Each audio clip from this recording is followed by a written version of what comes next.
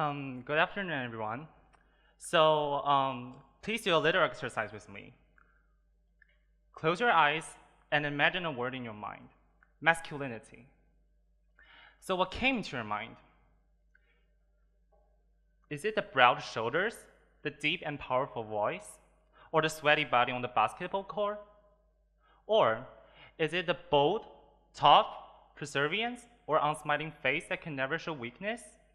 Unfortunately, these labels are accepted by our society for a long time, and almost none of them have been right in my more than 10 years of life. When I was a child, my voice was naturally sharp, and whenever I want to share something with others, what I got back was not warmth. Instead, it is the laughter behind my back. To make things worse, I also have a hobby which was as far from the boy standard as it could get, the Latin dance. And while other boys rush into the mud or rush into the playground with basketball, I was practicing stretching, twisting, spinning over and over again in front of the mirror in the rehearsal room. We've been told since childhood that masculinity is a natural standard and a recognized model that everyone had to follow.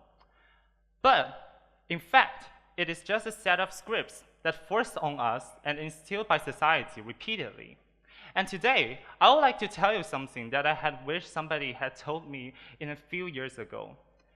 You have the right, the absolute right, to not play by that script. And as I grow older, the world around me started to show its unfriendly side to me. Why are you twisting around every day? Can you speak like a man? Dance Latin dance? Isn't a girl dancing? These words are like dance needles, piercing into my daily life.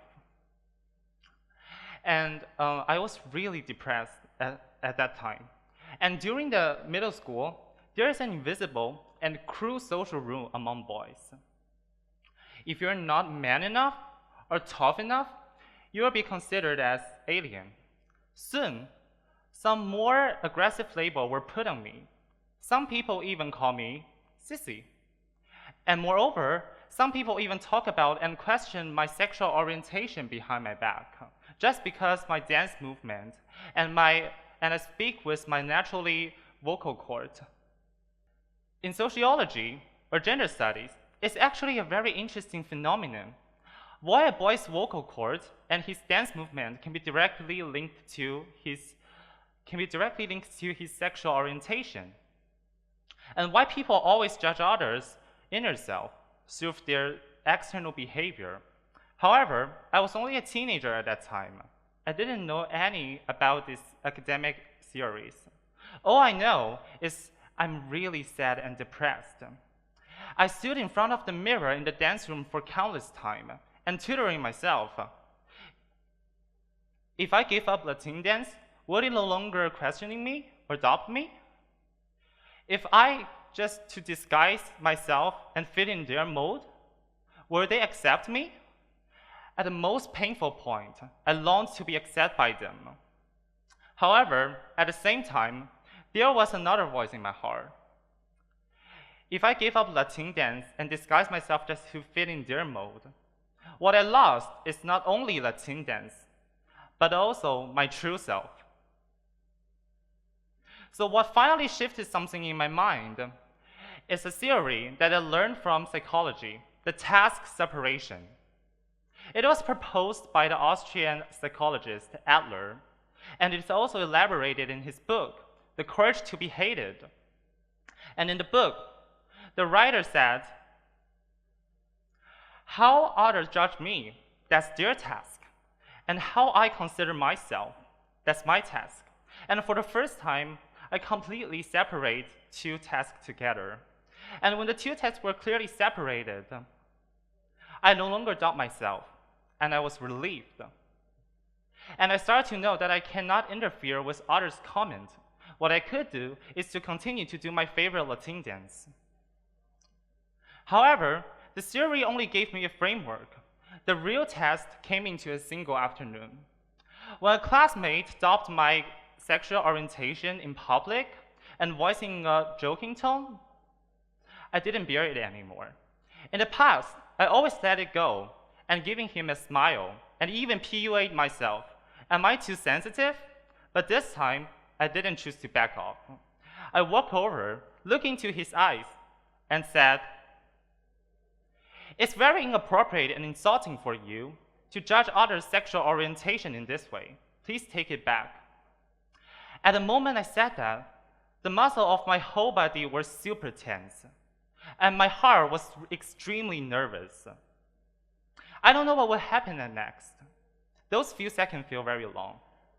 I'm very afraid that our relationship will be broken because of this argument. What I only know is, if I choose to tolerate him again, I may not lift my head up anymore. However, something unexpected happened. He was stunned for a few seconds and apologized to me with some embarrassment but sincerely tone. After that, our relationship hasn't been deteriorated. Instead, our relationship has been better than before because of this frank communication. From then on, I realized the Latin dance itself didn't give me the self-confidence directly. And the real strength is never from the tough confrontation. It is a feeling that even there is nobody in this room who is rooting for you, you still know that you are right. Then, I continue to do my favorite Latin dance. In every rotation and freeze, I have found my own strengths. And finally, I stood on the stage of the Latin dance competition, and when the judges announced me that you have won the award, the spotlight shined on my face, and there was applause from the stage. And at that time, I know that those people who once labeled me and defined me as a gay were sorrowfully washed away. However, if my speech ends here today, it is just an inspirational story of the week turns over. But today, I want to take you further step. So many people will be adopted in the society. Perhaps in your heart, you also have the self that's been questioned and denied. Have you given him an answer? Many people would like to think that the single and toxic masculinity standard only hurts some people who are not tough enough or who doesn't fit the masculinity standard like me.